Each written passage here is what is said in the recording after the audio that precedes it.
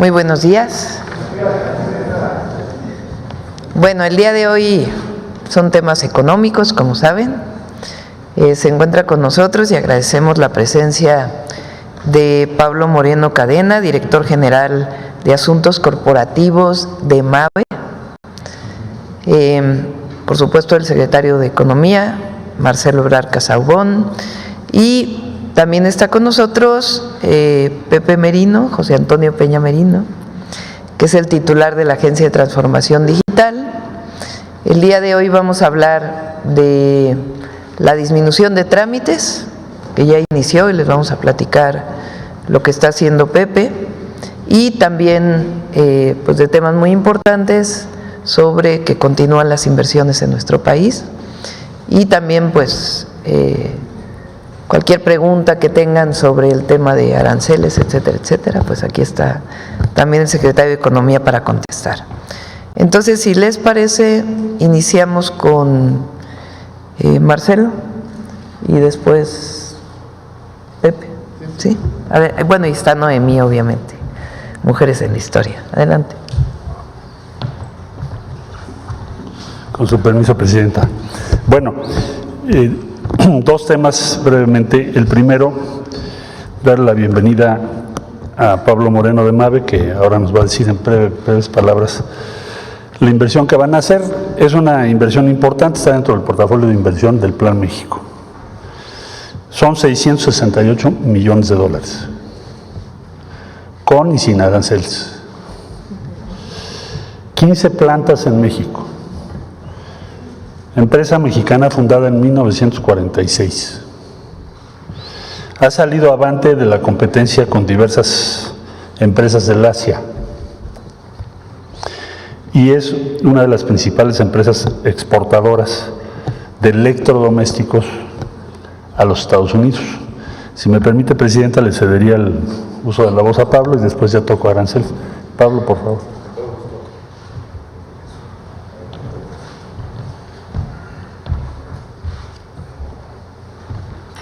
Con su permiso, Presidenta.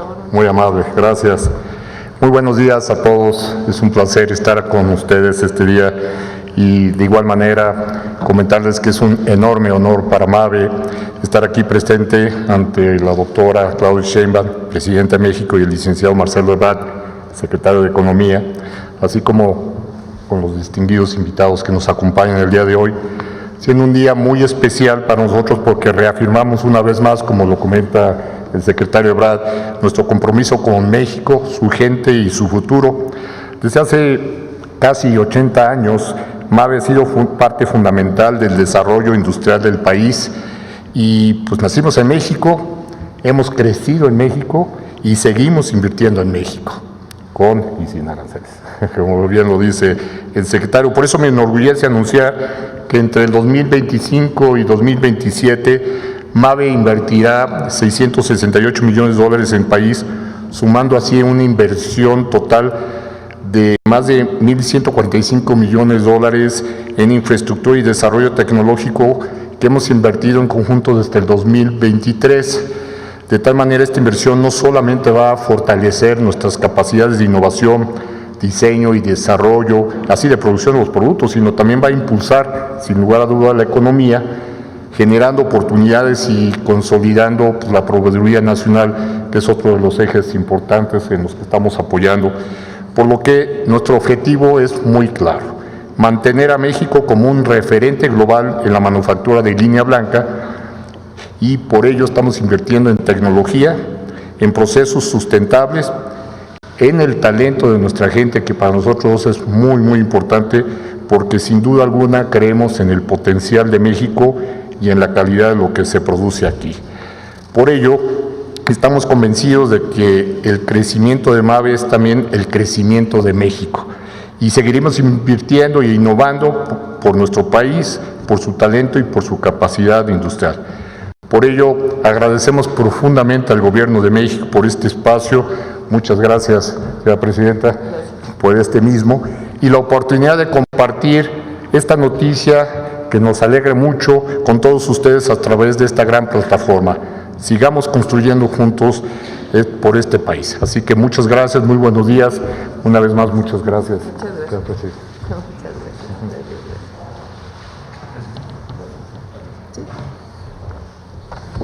Bien, el segundo tema, muchas gracias Pablo, respecto a los famosos aranceles. ¿En qué vamos? ¿Dónde estamos? Bueno, yo diría que en primero tener claro que sin la intervención de la presidenta Sheinbaum con el presidente Trump, hoy todas las exportaciones de México estarían pagando 25%. Podríamos decir que a nuestro país le ha ido mejor que a otros países, o le va a ir mejor que a otros países. Ahora bien, ¿dónde estamos ahora? El gobierno de los Estados Unidos impuso una tarifa general global al acero y al aluminio. A nosotros nos parece una mala idea, porque la integración entre México y Estados Unidos, como lo expuse en la ocasión anterior, es muy alta. Es decir, somos las dos economías más integradas. Entonces, al poner una tarifa, evidentemente esto va a afectar a muchas industrias. Esta es una medida que tomó el gobierno de los Estados Unidos de carácter global a todos los países del mundo. Ahora, ya nos pidió la presidenta, por supuesto, que preparáramos consultas que iniciamos mañana, industria del acero, el aluminio, industria automotriz, todas las industrias que están vinculadas, incluyendo la empresa que hoy nos visita, que hace un momento estábamos comentando sobre el impacto de este arancel en sus procesos. Bueno, vamos a hacer consultas para que más adelante podamos, en función de lo que anuncie el gobierno de Estados Unidos y de lo que lleguemos a lograr en torno al 2 de abril, ahora explico eso, podamos tomar otras medidas para defender nuestras empresas y defender o tratar de lograr que sean revisadas esas tarifas sobre acero y aluminio. Entonces, iniciamos consultas. Hay muchas medidas que se pueden tomar, pero no las vamos a tomar intempestivamente. Alguien me preguntaba, ¿cuál va a ser la posición de México si se relaciona o se compara con otros países? Bueno, nosotros tenemos una situación económica distinta, pero yo diría que hay una similitud. Si ustedes se fijan en las medidas anunciadas por otros países, sobre todo la Unión Europea, van a entrar en vigor en abril.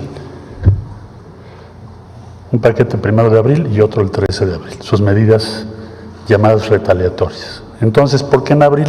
Pues porque todo el mundo está esperando que se va a presentar el 2 de abril, a qué vamos a llegar. Ya sabemos que vamos a algo diferente, pero nadie conoce los detalles. En síntesis, nosotros vamos a hacer las consultas debidas y nos vamos a preparar para usar todo el instrumental que tenemos en función de lo que le convenga a México. ¿Qué me ha dicho la presidenta? ¿Cuál es la instrucción? Tenemos muchas pláticas con los Estados Unidos. Acabo de regresar de Washington. Hoy está viajando el subsecretario a Houston para ver a otros funcionarios de Estados Unidos. ¿Qué nos ha pedido? Tenemos que, desde luego, lograr que lo que se presente a partir del 2 de abril, México esté en mejor condición que cualquier otro país. Esa es la meta. ¿Por qué? Pues porque estamos muy integrados a Estados Unidos. Tenemos una cierta excepcionalidad. Les ponía yo un video hace unos días de que un pistón cruzaba 7 veces, ¿no?, la frontera. Bueno, eso es lo que les da a ustedes una idea de lo integrados que estamos. Entonces tenemos que lograr la mejor condición posible. ¿Con qué objeto? Pues proteger los empleos, proteger las empresas y los empleos. Entonces, esa es la instrucción que tenemos. No vamos a tomar medidas que no tengan en cuenta el panorama de en dónde vamos a llegar el día 2 de abril. Vamos a tener pláticas, sí, estas semanas, muy intensas, planteando los puntos de vista de México sobre la base de lo que les acabo de decir. La integración con México es excepcional. No hay ningún otro país, ni Canadá, con la que se tenga una integración económica como la que hay entre México y Estados Unidos. Entonces actuaremos con sangre fría la instrucción, firmeza y conseguir la mejor posición posible de México respecto a cualquier otro país. Son las instrucciones que tengo. No les puedo dar detalles de la negociación porque sería una imprudencia, porque no ha concluido. Alguien me dice, hoy están en conversaciones diario. Estamos en conversaciones. ¿Cuántas reuniones ha habido? Muchísimas. Y va a haber más. Y no vamos a cejar pues hasta que logremos lo que nos ha instruido la presidenta Claudia Sheinbaum. Desde mi punto de vista, con la experiencia que tengo, esta estrategia de firmeza, sangre fría, es la mejor estrategia posible. Y está dando resultados. Entonces vamos a continuar en esa línea de trabajo. Pues sería mi reporte y desde luego estamos a lo que usted disponga, presidente. Adelante, Pepe.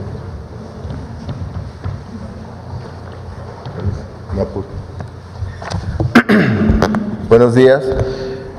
Como adelantaba la presidenta, con su permiso, ya iniciamos los trabajos de simplificación de trámites.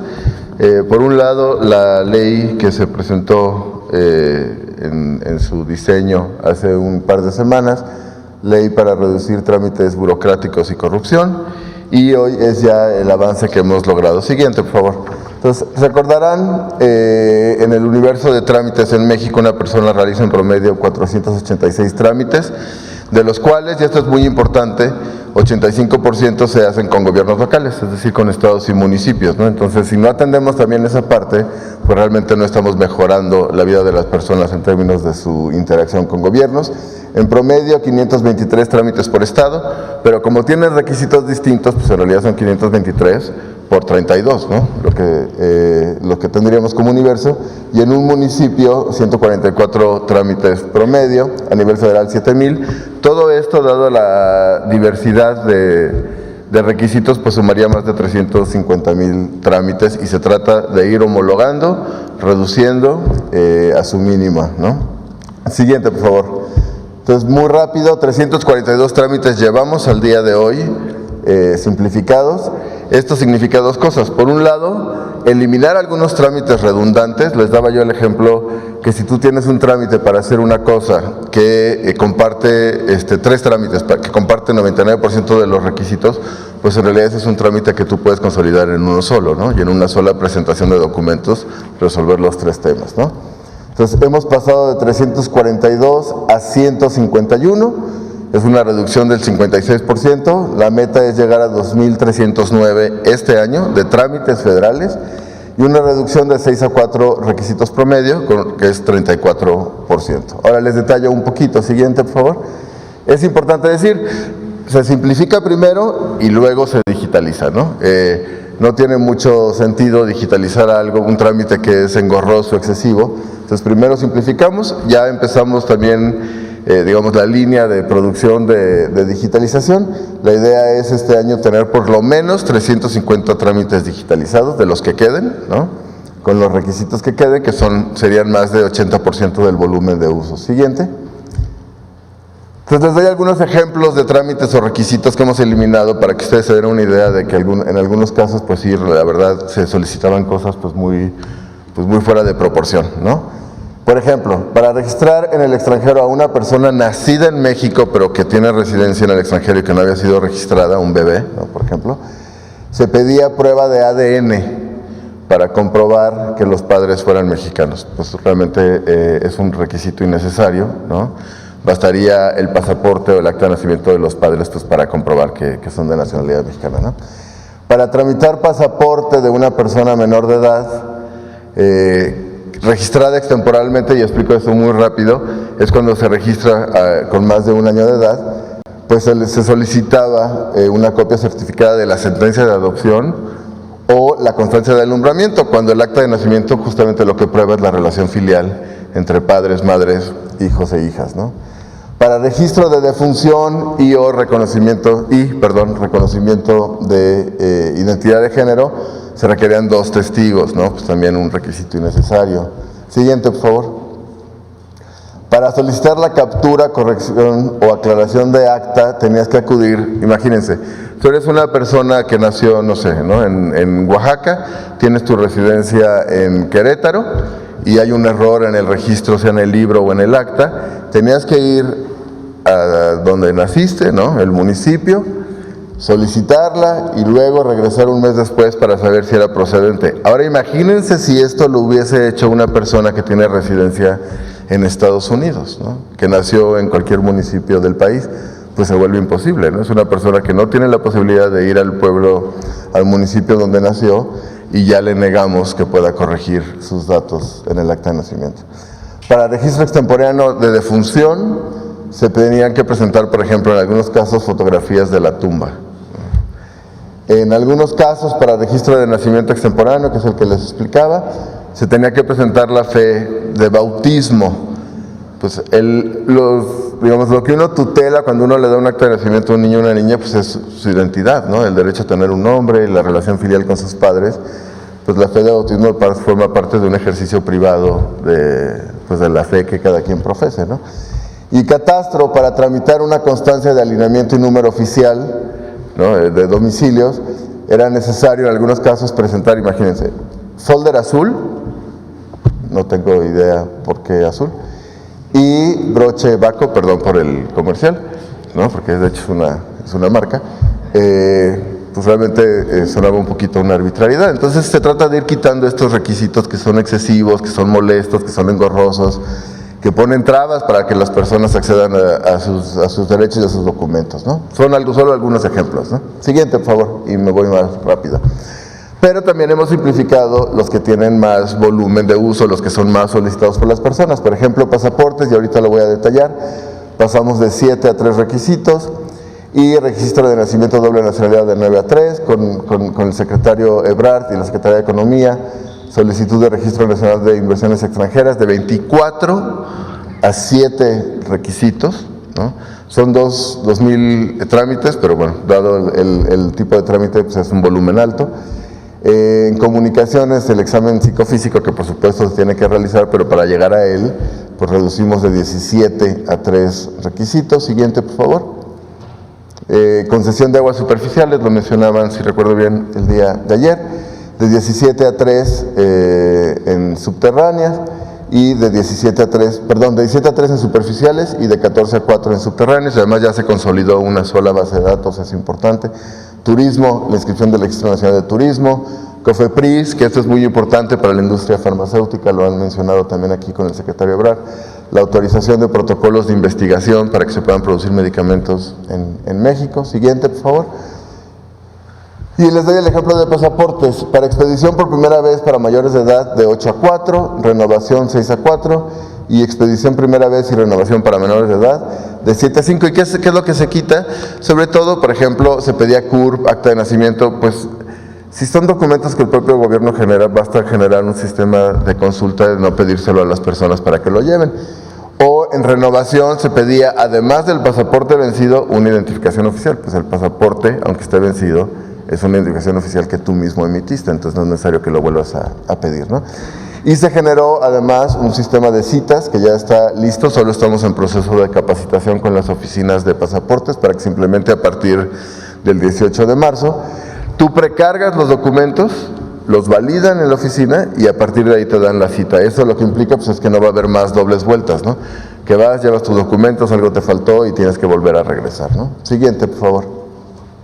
Entonces, bueno, este es el avance, me voy rápido para no entrar en demasiados detalles. Relaciones exteriores, el tema de los consulados que lo presentamos aquí y que, como ha mencionado la presidenta, hay un equipo de la agencia que está hoy haciendo visitas a los consulados en Estados Unidos. Llevamos 12, esta semana vamos a terminar con 23 y llevamos 29 trámites simplificados de consulados. La idea es acompañarlos ahí presencialmente para su implementación y queremos terminar en este mes los 54 para cubrir por completo el tema de atención consular.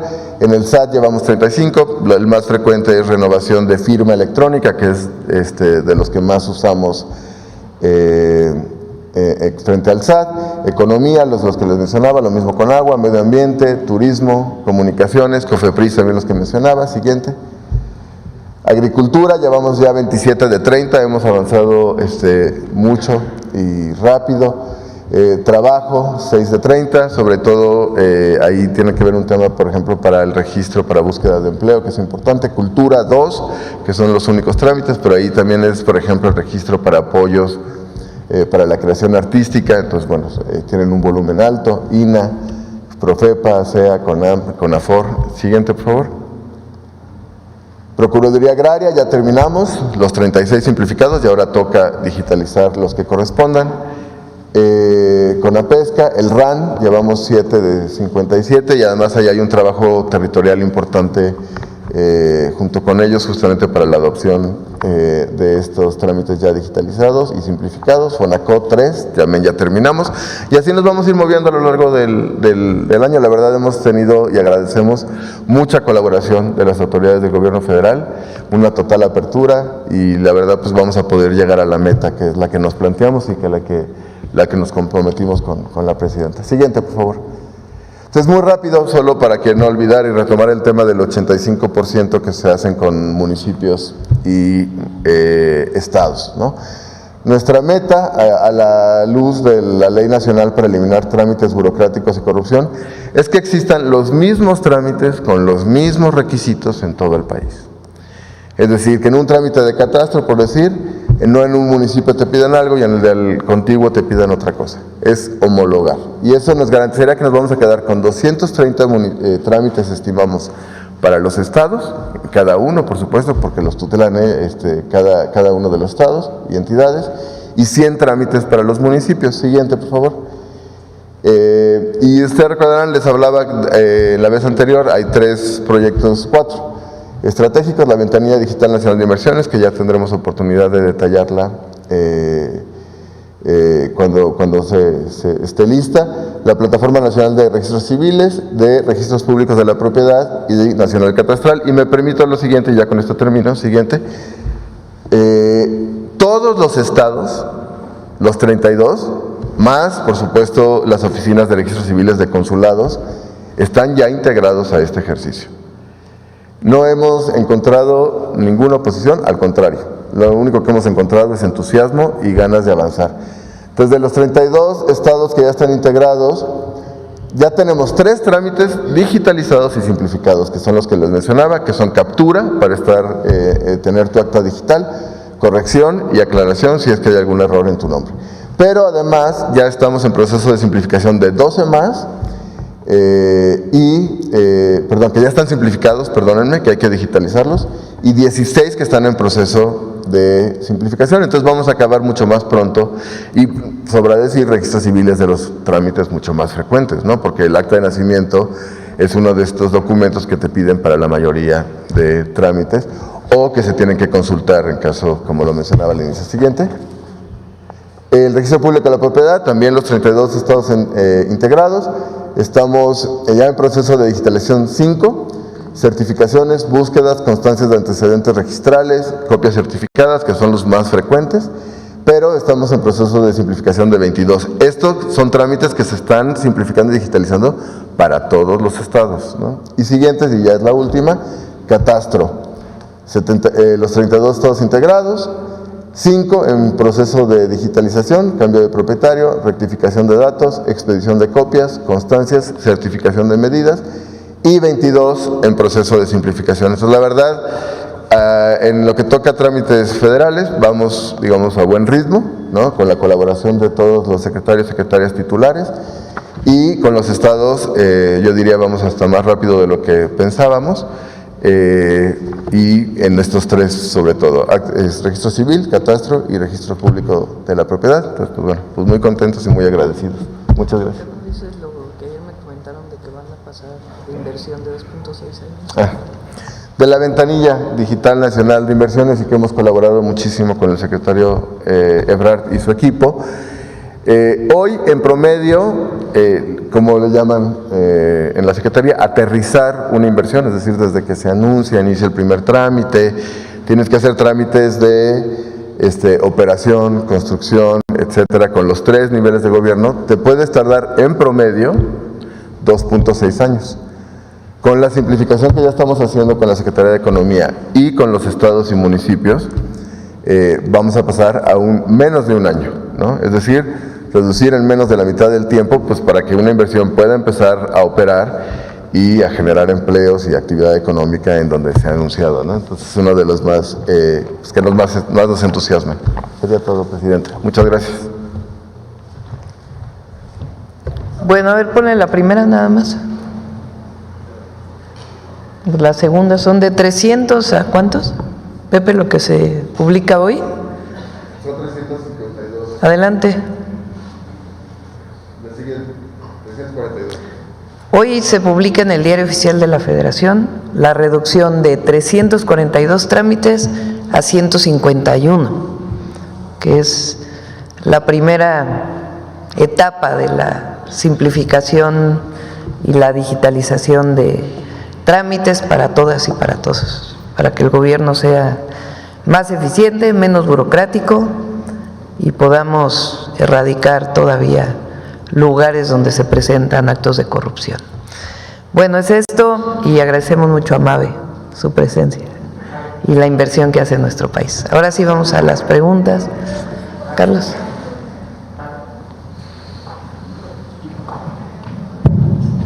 Buenos días a todos y todas. Presidenta, Carlos Navarro de Heraldo Media Group.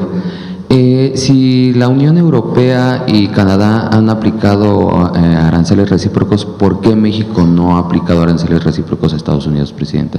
Estamos, como bien lo mencionó el secretario de Economía, esperando a lo que se va a publicar el 2 de abril y al mismo tiempo trabajando en reuniones pues muy cotidianas, porque algunas son telefónicas, otras son presenciales, con el gobierno de los Estados Unidos al más alto nivel, para pues tener una condición en donde realmente haya reciprocidad el 2 de abril. ¿Qué quiere decir reciprocidad? Si tú me aplicas aranceles, pues yo te aplico aranceles. Entonces, vamos a esperar al 2 de abril cuál es el anuncio y a partir de ahí tomar nuestras decisiones. No tiene caso anunciar hoy uno, después otro, sino realmente a partir del paquete que presente Estados Unidos, tomar nuestras decisiones para proteger y desarrollar la economía de México. ¿Quién sale ganando en esta guerra arancelaria mundial, Presidenta? Nadie. Nadie. O sea, el objetivo que ha planteado Estados Unidos es que Estados Unidos importa demasiado y que lo que quieren pues es producir más en su país. En el caso de México no me voy a referir al resto del mundo, nos corresponde hablar de México. Hay muchos estudios que muestran cómo la inversión en México de una empresa estadounidense genera el triple de empleos en Estados Unidos por la integración productiva que hay. Porque no es que aquí se fabrique todo un coche, sino que aquí se fabrica una parte y allá se fabrica otra. Y entonces eso genera mucha productividad, porque aquí se fabrica lo que conviene a la empresa producir y allá lo que le conviene producir, en automóviles y en muchos otros productos. Entonces, en el caso México, Estados Unidos,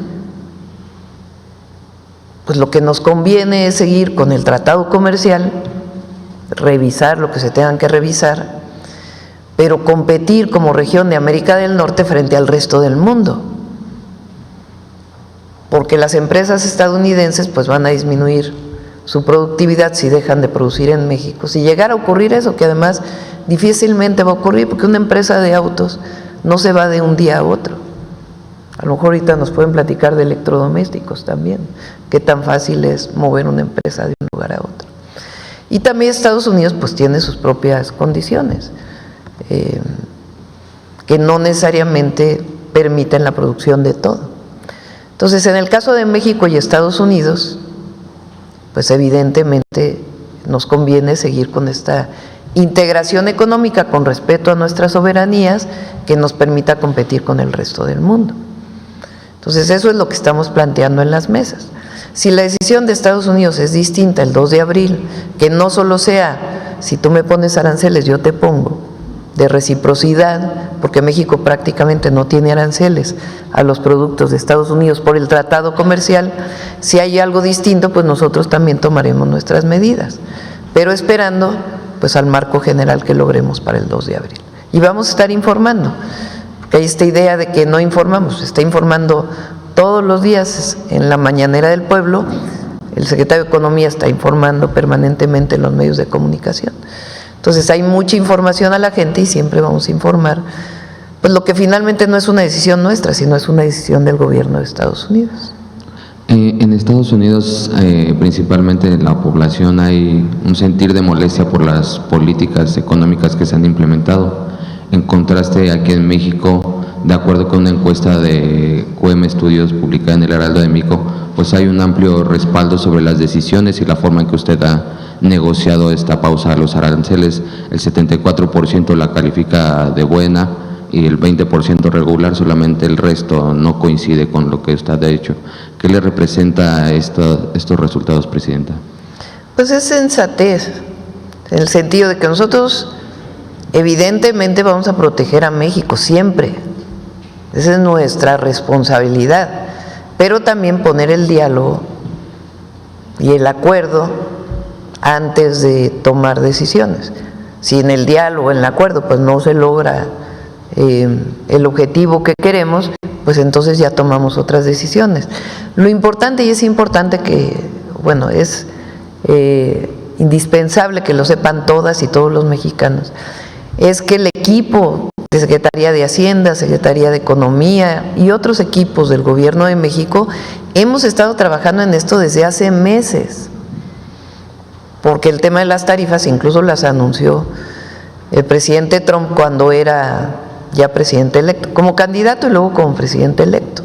Entonces nosotros tenemos una estrategia, pero no actuamos uno a uno, sino si ya se planteó el 2 de abril, a partir de los anuncios del 2 de abril, pues nosotros tomaremos decisiones. De todas maneras, el diálogo siempre está abierto. También preguntarle en otro tema, en el Gabinete de Seguridad, después de que la Fiscalía General de la República atrajera el caso de lo ocurrido en Teuchitlán, ¿se abordó el tema en ese Gabinete de Seguridad sobre esta situación, Presidenta? Sí, miren, yo creo que lo importante aquí es, hoy por ejemplo nos informaron que hubo un operativo en este mismo lugar que ha salido en los medios en septiembre del 2024. Quien se quedó en resguardo de este inmueble es la Fiscalía Estatal.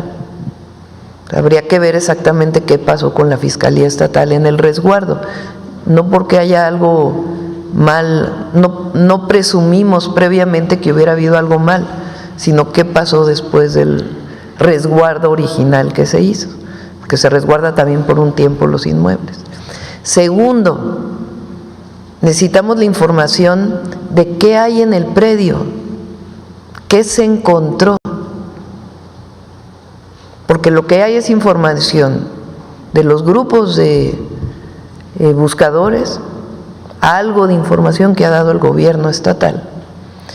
Pero es importante, primero que nada, hacer la investigación antes de plantear conclusiones. Entonces, ¿qué se encontró en el predio? Antes que nada, esa información para que las fiscalías, que son finalmente quienes deben de actuar, pues puedan dar información a todo el país de qué es lo que se encontró. Tenemos fotografías aisladas, pero no sabemos exactamente qué se encontró, cómo se encontró y cuál es la información. Y a partir de esa investigación, pues ya todo lo que tengan que hacer la Fiscalía. Entonces, sí es muy importante que ya los gabinetes de seguridad, la propia Fiscalía Estatal y el fiscal general, él lo dijo el martes que estuvo aquí, dijo, vamos a hacer una investigación incluso antes de la decisión de atraer el caso o no, Tenemos que hacer una investigación de qué hay en el predio.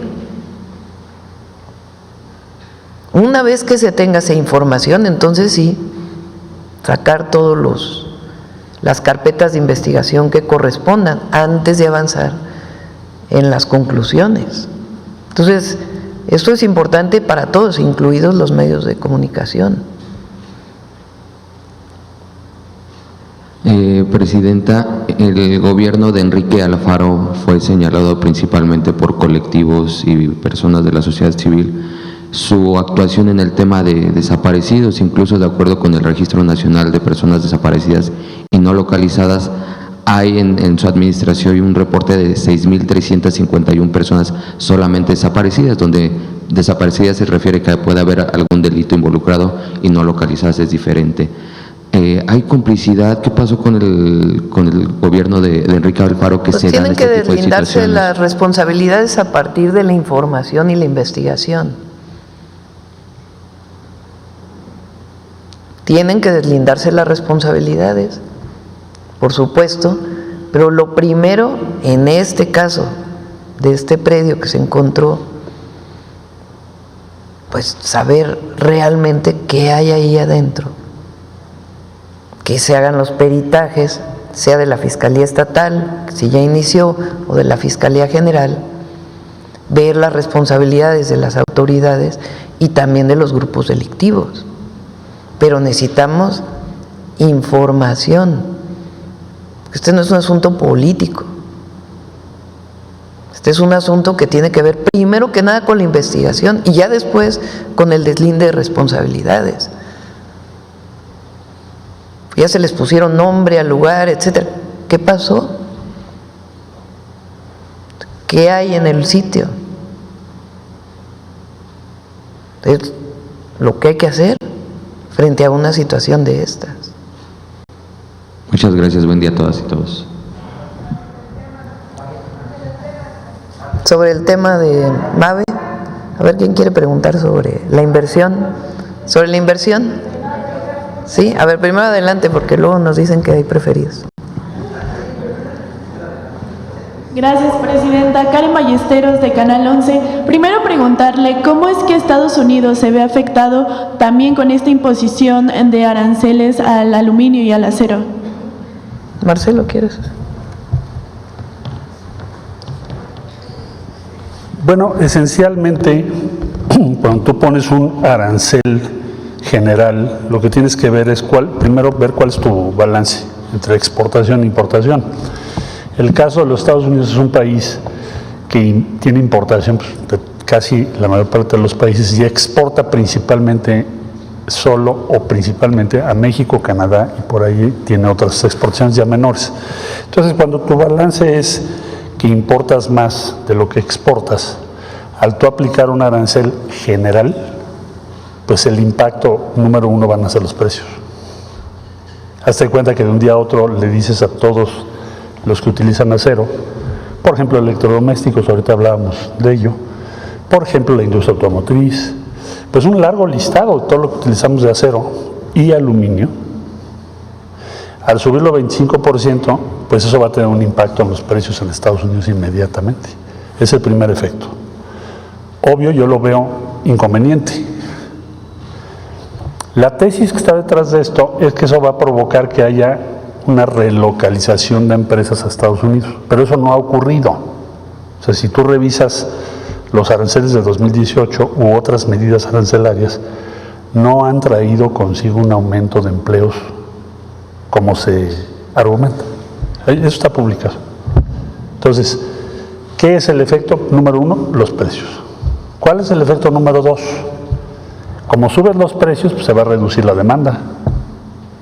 Quiero decir, va a reducirse el comercio internacional relativo a acero y aluminio.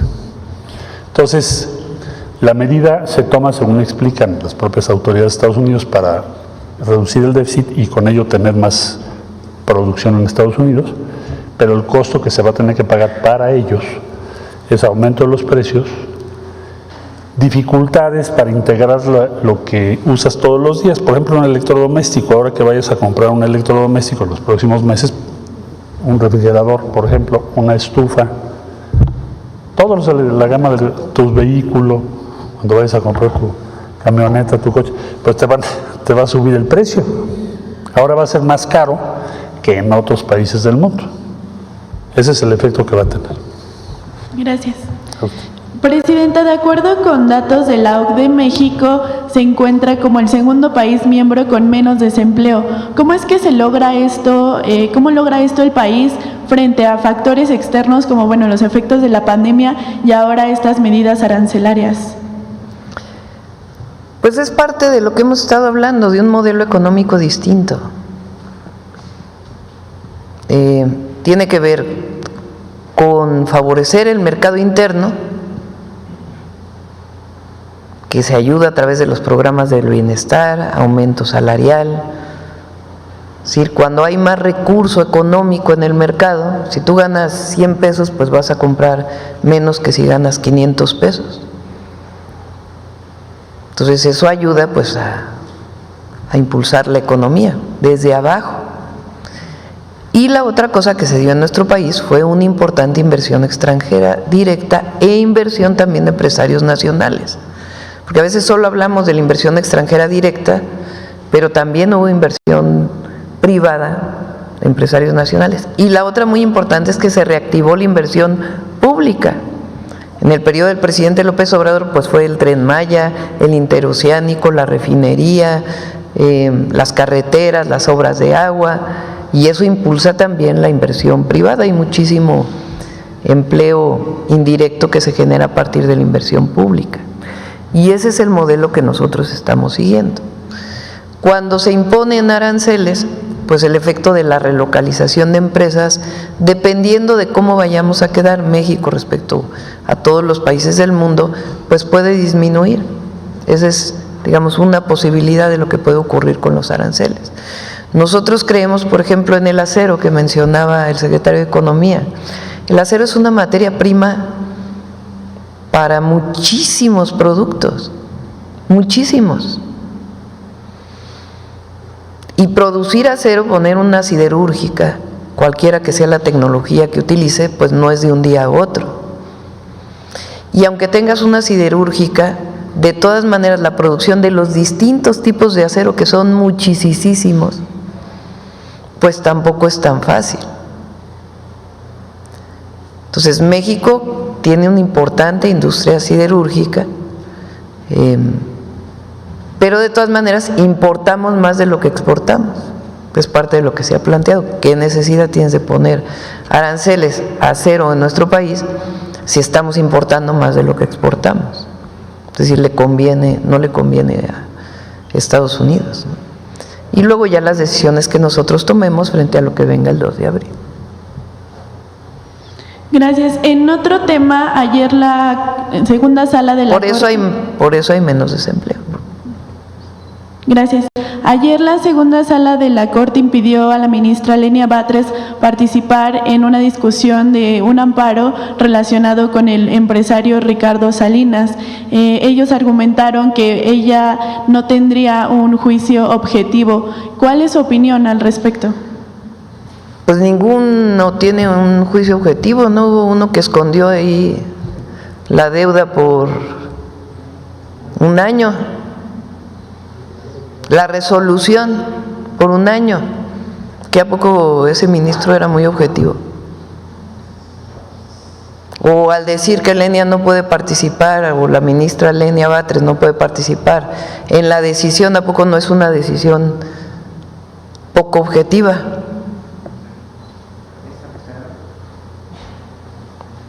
El tema que está de fondo es que todos en México tenemos que pagar los impuestos, todos. No se puede hablar de Estado de Derecho para algunas cosas y para otras que no me convienen, no. ¿Hay Estado de Derecho o no hay Estado de Derecho? Y Estado de Derecho quiere decir que todos, personas físicas y morales, cumplamos con lo que es la responsabilidad de pagar impuestos. Gracias. Ayer también se aprobaron, se aprobó este paquete de leyes secundarias en materia energética. Conocer su postura y sobre todo la importancia de que por primera vez se reconozca en la ley este término de justicia energética. Son varias acciones muy importantes, como lo hemos mencionado. Vamos a abundar más el 18 de marzo sobre la importancia de la aprobación de estas reformas secundarias. Van a dar más certidumbre en la inversión, fortalecen a Comisión Federal de Electricidad y a Pemex, las integran verticalmente, se simplifican trámites, se constituye la Comisión Nacional de Energía en sustitución de la Comisión de Hidrocarburos y la Comisión Reguladora de Energía, una sola institución que va a ser transparente. Es muy bueno todo este paquete y recupera a CFE y a Pemex como empresas públicas, que es indispensable. Por último… y quedan claras las reglas para la inversión privada, que eso también es importante. Por último, si nos puede dar el monto del portafolio de inversión que ya se tendría este mes con el anuncio de hoy de MAVE y bueno, las otras empresas como Sempra. Marcelo, el portafolio de lo que hemos anunciado hasta ahora. Tenemos un portafolio de inversión, como ustedes conocen, donde ya rebasamos 220 mil millones de dólares en diferentes proyectos a lo largo del sexenio. Ese portafolio es lo que nos informan tanto inversión extranjera como inversión nacional. El día de hoy, por ejemplo, el anuncio que hace MAVE es parte de ese portafolio. Esa es la suma que tenemos hasta el día de hoy. Eso va aumentando también, se va moviendo. Y lo que nos ha pedido la presidenta es que organicemos, cosa que Pepe ahora acaba de informar, nos organizamos para reducir la complejidad de los trámites, los tiempos que necesitamos y apoyar la inversión lo más que podamos, máxime con las circunstancias económicas globales que estamos viviendo. Ese portafolio de inversión va a ser un instrumento principalísimo y es en lo que estamos toda la Secretaría de Economía trabajando día a día. Gracias, Presidenta.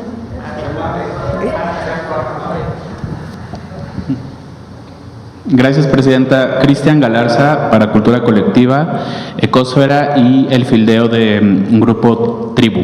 Mi primera pregunta sería, pues que ayer el Episcopado Mexicano emitió un comunicado sobre los hallazgos en el rancho Izaguirre, en Jalisco.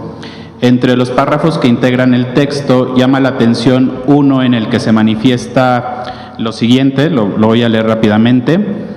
Dice: manifestamos nuestro extrañamiento porque mientras se presume que bajan un 15% los asesinatos dolosos, se trata de ocultar que crecen un 40% las desapariciones. Desafortunadamente, la mayor parte de estas víctimas son nuestros jóvenes. Es lo que, uno de los párrafos que dice este comunicado. Nos gustaría saber qué opina de estas palabras, sobre todo porque hacen referencia pues al informe que presentó el secretario Harfuch el martes pasado, si no me equivoco. Entonces, tal vez saber su postura o su respuesta, ¿no? No tiene la información correcta el episcopado. Vamos a informar a partir de, el martes hubo informe, el próximo, en 15 días, vamos a informar sobre el número de carpetas de investigación de desapariciones también. Que recuerden que en las carpetas de investigación de desaparición se hace la denuncia y hay que esperar unos días también para ver si fue hallada la persona.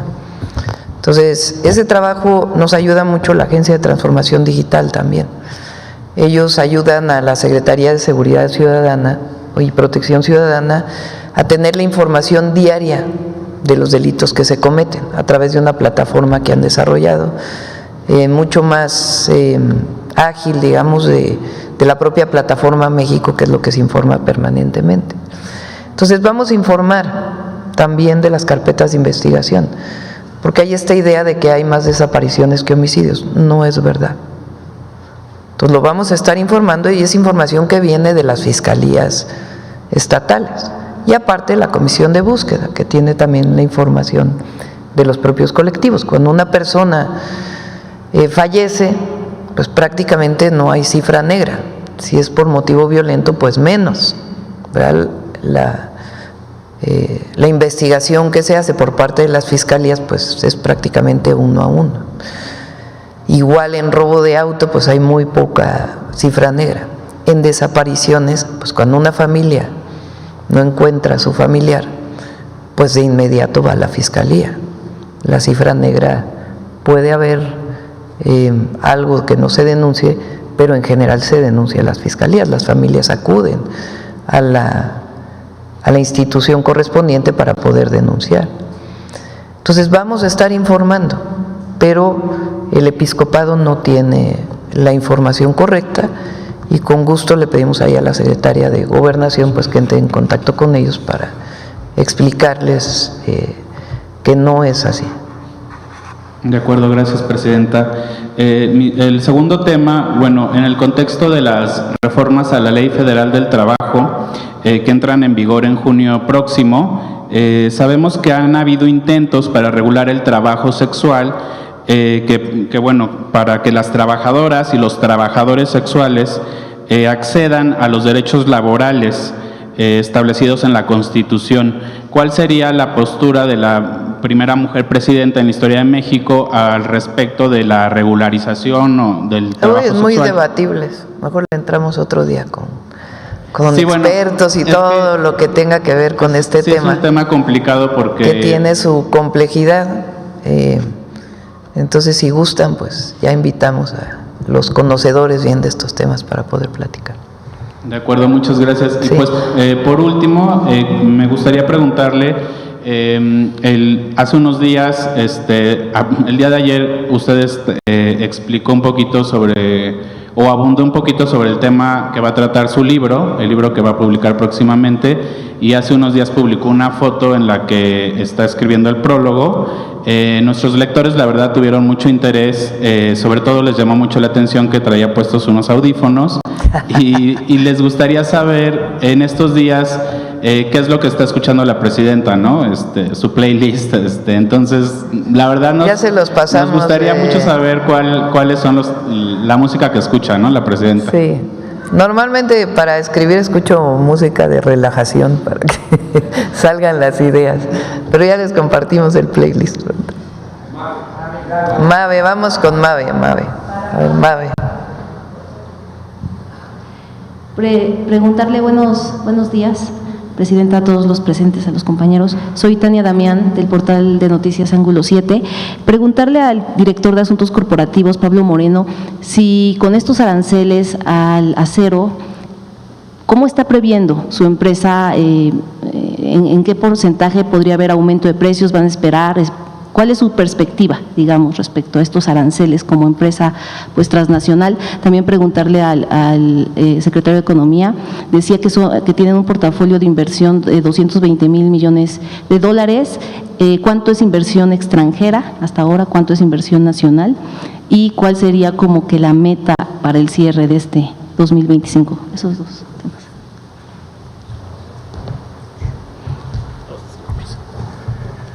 Muy buenos días, Tania, un placer. Con relación a Mave y el tema de los aranceles de acero y aluminio, pues mira, llevamos prácticamente más de 80 años que se creó la empresa, pues viviendo con una serie de tácticas que nos han permitido pues, tomar esta referencia que hoy Mave tiene de liderazgo en México y Latinoamérica, y básicamente el principal aspecto que ha caracterizado a esto ha sido justamente la adaptabilidad. Entonces, nosotros abordamos este tipo de embates mediante la adaptabilidad y también pues innovando procesos que nos permitan ir pues monitoreando y actuando conforme a las circunstancias que pues obviamente provocan todos estos factores asociados al tema económico y a los entornos ambientales, de tal manera que hoy pues estamos cautos, y como bien nos ha indicado la señora presidenta, vamos a tener cabeza, templanza y poco a poco vayamos observando cómo van dándose las cosas para la toma de esas decisiones y la adaptabilidad a la que me refiero. Todavía no, digamos, no tendrían una previsión de si podrían aumentar sus precios en electrodomésticos. Bueno, obviamente estaremos al pendiente. En México el embate del acero y aluminio no necesariamente es un tema, el embate económico es amplio, en particular en México, sin los aranceles per se, que habitualmente se lleva a cabo. Pero yo creo que este es un tema más para la población de Estados Unidos y creo que el reto recae más, como lo han dicho el secretario Ebrard, en los consumidores de allá. Ciertamente ellos estarán experimentando algunas afectaciones. Volvemos a lo mismo, por nuestro lado vamos a tener templanza y paciencia, trabajar aquí en equipo para dar cara a esto. ¿Allá en qué porcentaje podría estarse subiendo el precio con los consumidores estadounidenses? Todavía es muy pronto para saberlo, la medida es reciente, de tal manera que con todo gusto más adelante podemos darle seguimiento para poder comentar al respecto. Gracias. Muchas gracias.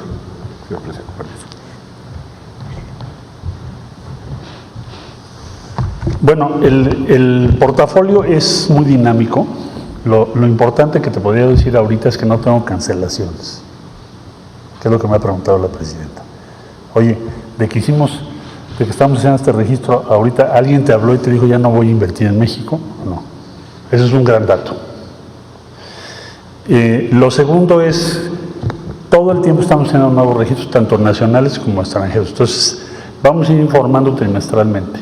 Hoy la cifra que tenemos es esta.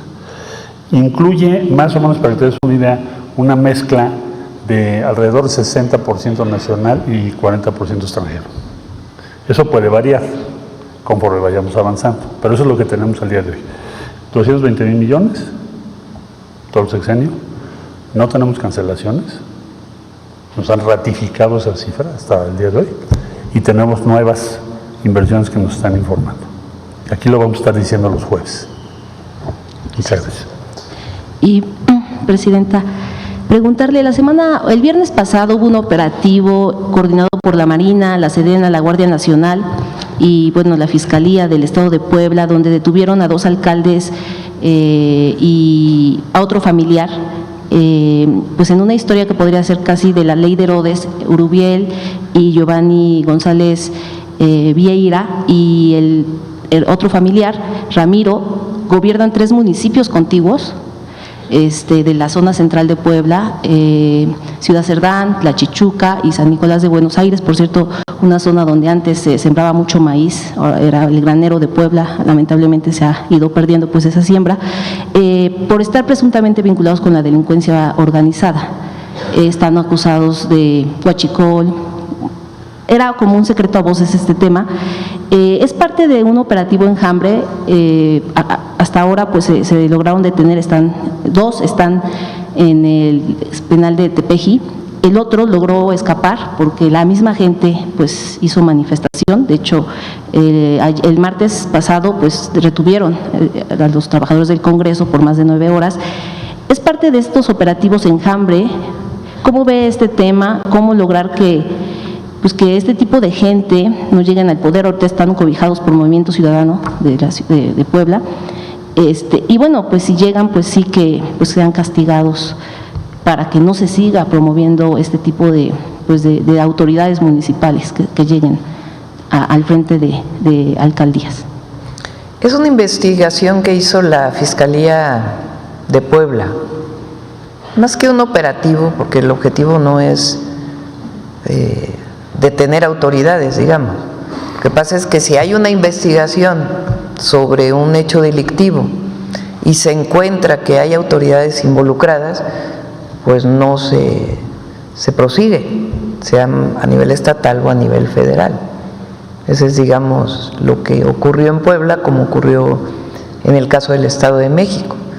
Pero no es que haya una investigación particular dedicada a ver a todas las autoridades, sino es producto de una investigación sobre hechos delictivos. Entonces, lo que informaron el Gabinete de Seguridad, pues es que en efecto hay en la carpeta de investigación pues hay pruebas de esta vinculación.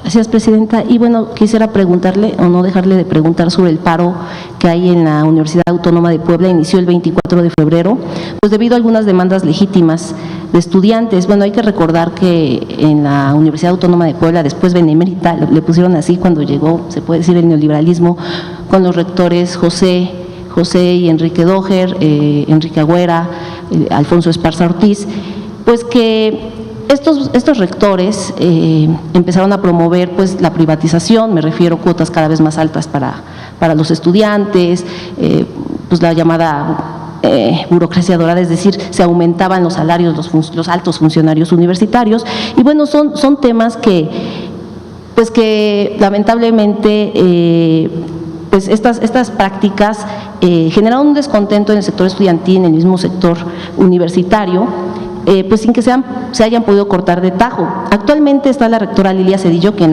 también hay que decir es académica, y está tratando de atender, digamos, las demandas de los estudiantes a través de mesas de diálogo. Propuso que en cada facultad se hicieran mesas de diálogo. Hay, sin embargo, facultades que sí lo han hecho, sus directores han estado, directores junto con autoridades centrales que van a estas asambleas, que han estado buscando sentarse con universitarios. Hay otras facultades que lamentablemente pues siguen como en sus directivos en esta burbuja, y en este sentido usted, como universitaria y que además defendió a la universidad pública, ¿qué llamado haría tanto a los estudiantes pues que tienen tomada esta universidad, como a los directivos de las facultades que pues todavía no logran sentarse con los estudiantes pues para llegar a acuerdos? Ayer hubo una asamblea muy interesante en una facultad en donde pues los directivos están insistiendo en sentarse con los estudiantes, y bueno, se han logrado acuerdos. ¿Cuál sería su llamado en este sentido? Diálogo. La Universidad de Puebla, la Benemérita, igual que muchas otras universidades públicas, son autónomas. Entonces, el gobierno estatal o federal participa si es que las partes solicitan su participación. Entonces, lo más importante es el diálogo y atender pues las demandas justas de los estudiantes. En algunos casos hay demandas que no se pueden cumplir por presupuesto, por ejemplo, y entonces pues ya se puede acudir a las autoridades estatales o federales. Pero yo lo he dicho, es importante, por ejemplo, fíjense algo bueno, en la UNAM, si recuerdan, cuando se discutió el presupuesto, planteamos aquí en la mañanera que sería importante que hubiera sus programas de austeridad republicana en las universidades y que no se utilizaran los recursos públicos pues para temas que no son necesarios y que se destinarán a las labores fundamentales de una universidad, la docencia, la investigación y la difusión de la cultura, de la ciencia, de las humanidades, de las artes. Entonces, la UNAM hizo un programa de austeridad interno. Pues aquí es importante, si ese es el caso, pues que se pueda hacer un programa de reorientación de recursos, si es que así está la situación, y diálogo, siempre hay que abrir el diálogo. Sí, de hecho, la rectora Lilia Cedillo pues sí solicitó ese diálogo, tanto pues a los directores de las facultades como a los estudiantes. Esperamos que se pueda destrabar.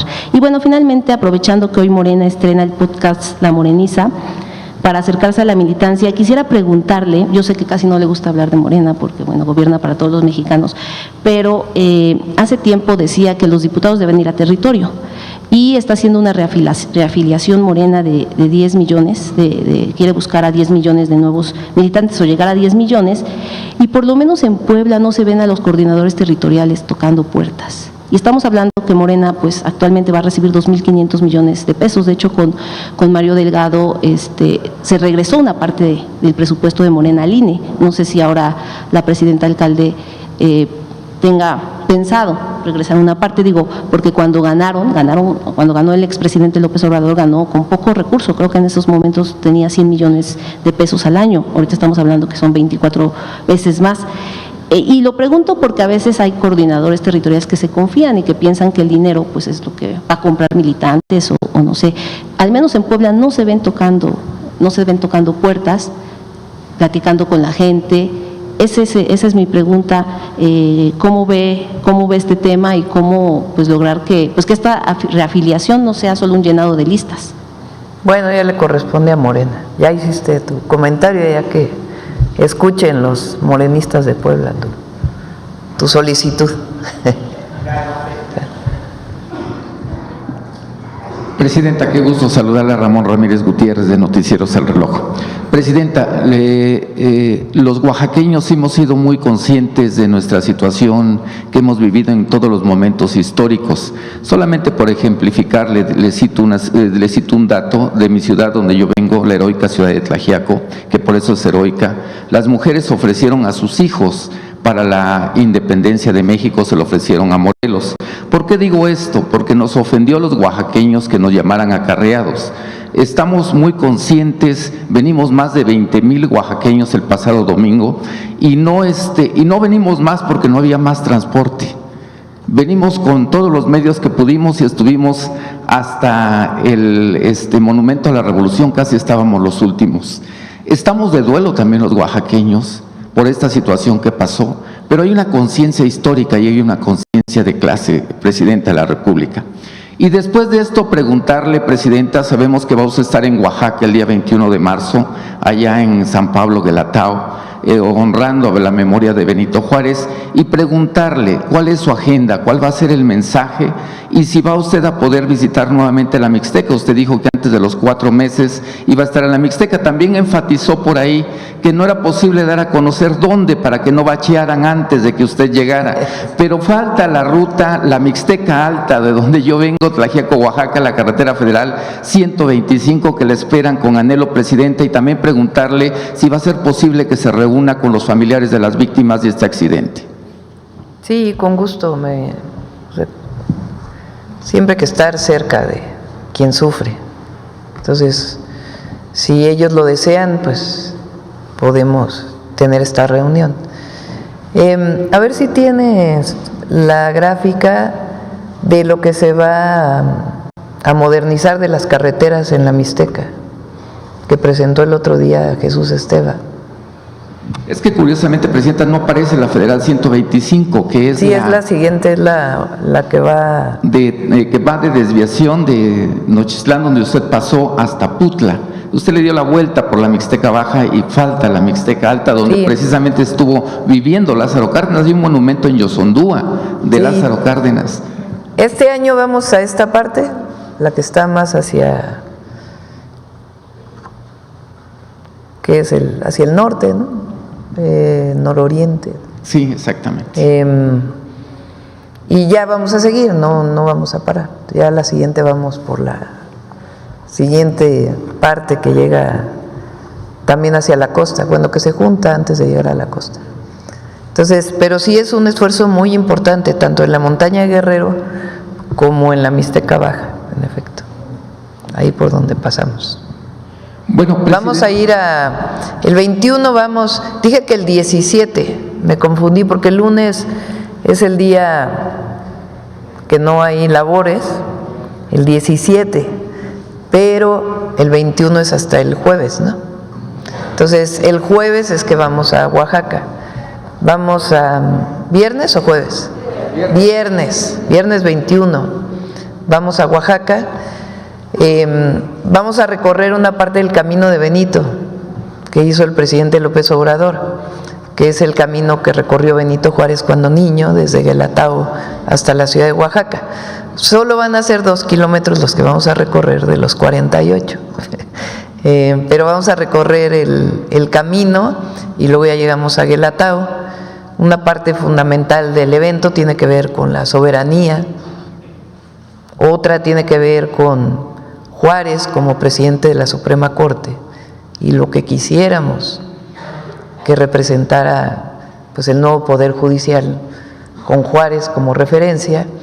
Y otra muy importante es que en abril ya inician las asambleas en los pueblos originarios, en las comunidades, para entregar los recursos que van a todas las comunidades indígenas y afrodescendientes del país a través de este recurso del FAIS, de las obras de infraestructura social, que antes solamente iban a los estados, a los municipios, y ahora van directamente a las comunidades. Entonces vamos a tocar esos 3 temas el 21 de marzo. Aquí va a ser en la ciudad, en el edificio de Pemex, ahí donde está el monumento a Lázaro Cárdenas. Faltan 2 preguntas. Falta. Presidenta, estamos en el mes de marzo, Día Internacional de la Mujer, y poco se ha hablado de este tema. Afuera tenemos mujeres hablando protestando, pidiendo justicia por violencia vicaria. Pero yo le voy a ejemplificar un caso de violencia laboral. Una mujer fue despedida en Ciudad Victoria, Tamaulipas, por el alcalde porque estaba embarazada. Afortunadamente, un juez federal le dio la razón y le está ordenando reinstalarla. Mi pregunta es, hay otros casos, digo en general, pero en particular en Ciudad Victoria, donde se abusa de mujeres por parte de policías. ¿No es necesario, Presidenta, que en este caso los congresos puedan separar en este caso a los alcaldes? Le digo, ejemplifico Ciudad Victoria, para que se les pueda juzgar y podamos terminar con esta violencia que se está viviendo. Yo ejemplifico ahorita una violencia laboral, pero estamos hablando de muchos tipos de violencia. ¿Alcalde? Sí, al alcalde, que lo pueda, que lo pueda separar del cargo para que lo pueda… ¿Que el alcalde se separe del cargo o la persona? No, que el alcalde se separe del cargo. Ahí es más difícil, ¿no? Porque puede ser que un servidor público, un funcionario, cometa una arbitrariedad de pedirle a una persona, a una mujer embarazada que deje su cargo, y el alcalde no necesariamente está enterado, ¿no? Lo que tenemos que hacer es todos los gobiernos del Ejecutivo, del Legislativo, bueno, los gobiernos del Ejecutivo, el Poder Legislativo, el Judicial, y en las empresas privadas, pues que se defiendan los derechos de las mujeres, como en este caso. Pero no necesariamente pues tiene que ser separado del cargo del alcalde, ¿no? Por una arbitrariedad o un mal manejo de un funcionario en su municipio. Bueno, esto ha causado… Es mi opinión. Ha causado mucha consternación en Ciudad Victoria y en todo Tamaulipas. Le estoy hablando del alcalde Eduardo Gatas. Digo, menos que haya cometido un delito él o una arbitrariedad, una falla administrativa, ¿no? Presidenta, en otra pregunta, usted habló en el tema de aranceles de fortalecer el mercado interno, lo escuchamos el pasado domingo enfáticamente. México tiene la fortuna de tener 2 mercados internos, así los califico yo, uno aquí dentro del país y otro allá en la Unión Americana. Me estoy refiriendo a los migrantes. ¿Cuál es el mensaje en torno de aranceles? Porque ellos están muy pendientes, ven todas las conferencias, en este caso de la presidenta Claudia Sheinbaum. ¿Cuál es el mensaje para ellos en torno a los aranceles? ¿Están esperando a un dicho, a un mandato, a una indicación, no mandato, sino alguna sugerencia que pueda hacer la presidenta? Yo recuerdo cuando era canciller Marcelo Ebrard, que hace 2 años ya defendía la soberanía de México. Ahorita lo estaba yo viendo precisamente aquí en redes sociales. Le digo, ¿cuál es la sugerencia, cuál es lo que le puede usted decir a nuestros mexicanos, a ese mercado interno que está del otro lado de la frontera? En el tema de aranceles, están esperando saber qué hacer, Bueno, primero organizarse, ¿no? Siempre es importante porque ayer en el evento del domingo lo dije, de los 38 o 39 millones de mexicanos que están en Estados Unidos, la mayoría ya son de segunda generación. Y de los que son de primera generación, la mayoría tiene papeles de residencia, permiso de empleo. Entonces, ellos pueden enviar cartas a los legisladores diciendo pues que no están de acuerdo, por ejemplo. Pero vamos a esperar también al 2 de abril a ver cómo se dan las cosas para México y a partir de ahí pues un plan de acción, ¿verdad? si es necesario. Y ya por último, Presidenta, los municipios en muchas partes del país necesitan plantas tratadoras de aguas residuales. Dentro de este plan de agua, ¿no tiene usted, está considerado construir plantas tratadoras de aguas residuales para algunos municipios en el país, sobre todo medianos y grandes, que es una situación de fuente de contaminación para ríos? Digo, ejemplificar o particularizar. Justamente, no es por ejemplo, ahí creo que es Putla. Ahorita no recuerdo el municipio. Hay una planta de tratamiento. En Guajuapan de León. Hay una planta de tratamiento que cuando estuve ahí, el presidente municipal se acercó para pedirme que su mayor demanda era arreglar la planta de tratamiento para evitar la contaminación del río, donde también se utiliza el agua. Entonces ya se está trabajando ahí para rehabilitar esa planta de tratamiento. Y la Conagua está haciendo un trabajo, ayer lo mencionó en una parte Efraín, porque muchas veces se construye la planta de tratamiento y se abandona porque el municipio no tiene los recursos, a veces ni para pagar la electricidad. Entonces, tenemos que trabajar juntos, Federación, Estado y municipios, para que una vez que se construye o se mejora o se moderniza la planta de tratamiento, pues haya los recursos para poderla operar. Entonces, estamos trabajando en ello. Tlaxcala, por ejemplo, la gobernadora Lorena hizo un gran trabajo, ha construido varias plantas de tratamiento y generó un esquema que permite que esas plantas de tratamiento estén en operación permanente. Entonces vamos a tomar parte del ejemplo de Tlaxcala para llevarlo a todo el país. Aprovecho para mandarle saludos a la gobernadora. Gracias, presidente. Gracias. Bueno, vamos por aquí, ya vamos a terminar. Gracias, Presidenta. Oscar Zamudio para Sagacín del Estado de Hidalgo. Presidenta, tan solo en el municipio de Tizayuca hay más de 170,000 habitantes y solamente un hospital con servicios más bien limitados. El gobernador de Hidalgo, Julio Menchaca, y la presidenta municipal de Tizayuca, Gretchen Atilano, han señalado ya la urgencia de construir el hospital metropolitano que beneficiaría no solamente a Tizayuca, sino a los municipios que comprenden la zona metropolitana. Considerando, Presidenta, la cercanía con el AIFA y con el nuevo tren que conectará a México y Pachuca, ¿se tiene contemplado la realización de este hospital como parte de la nueva estrategia de bienestar? Lo revisamos. Gracias, Presidenta. En el tema también de Hidalgo, la carretera Real del Monte Huasca tendrá 6 viaductos, 3 túneles, incluido el Vicente Guerrero de 700 metros y 2 entronques. Su apertura va a mejorar pues los accesos a los pueblos. Ya casi. A los pueblos. Vamos a ir antes de terminar marzo, vamos a ir. Mañana sí es el banderazo entonces del tren. No, ¿No? Vamos a esperar a la próxima semana.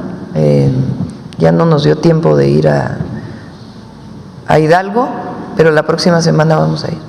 Perfecto, Presidenta. Considerando entonces la próxima inauguración de esta carretera, hay un semáforo en este instante que está en amarillo por parte de la UNESCO como parte de uno de los geoparques. Uno de los geoparques que tiene México está en la comarca minera, que es en el municipio, que abarca varios municipios del estado de Hidalgo.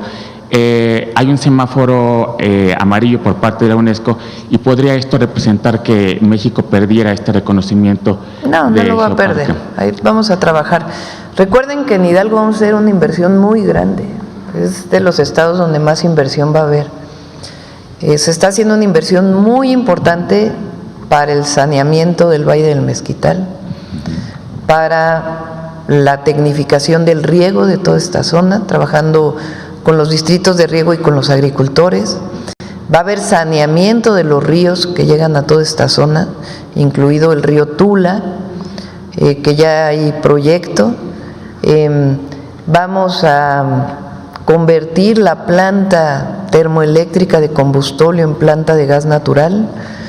La planta de tratamiento que tiene CFE se va a ampliar y nos va a ayudar no solamente a la utilización del agua de la propia planta, sino también al saneamiento de los ríos. Está la carretera, está el tren a Pachuca.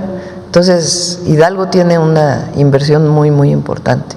Está por terminarse el hospital también en lo que iba a ser el terreno de la famosa refinería que no llegó ni a media barda.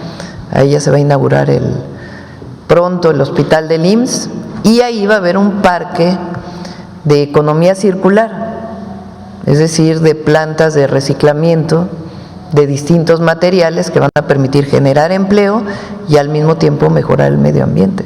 Entonces es una inversión muy, muy importante para el tema de Tula también, toda la región de Tula también se va a ver beneficiada, ¿cierto? Sí, también. Gracias, presidente. Bueno, ya cerramos, vamos con Mujeres en la Historia. Hoy cerramos a las 9 en punto. Adelante, Noemi. Con permiso, Presidenta. Muy buenos días a todas y a todos. El día de hoy vamos a hacer referencia a una conferencia que tiene casi 90 años en nuestro país. Fue una conferencia que dictó la doctora Esther Chapa en la primera Conferencia Nacional de Mujeres. Pero antes de hablar de ella, quisiera enfatizar o contextualizar que cuando Matilde Montoya se graduó como la primera mujer mexicana, ya hablamos de ella en otra oportunidad aquí en Mujeres en la Historia, pues permitió que se abrieran más espacios para que hubiera una segunda generación de mujeres médicas, y de ahí Esther Chapa Tijerina, originaria de Tampico. Esther Chapa además comprendió que la ciencia debía equilibrarse con la acción política en beneficio de la sociedad. Emprendió grandes acciones en la Secretaría de Educación Pública, por ejemplo, brigadas de salud, estoy hablando de los años 30, pero además se motivó la creación de la cárcel de mujeres en Santa Marta, Catitla.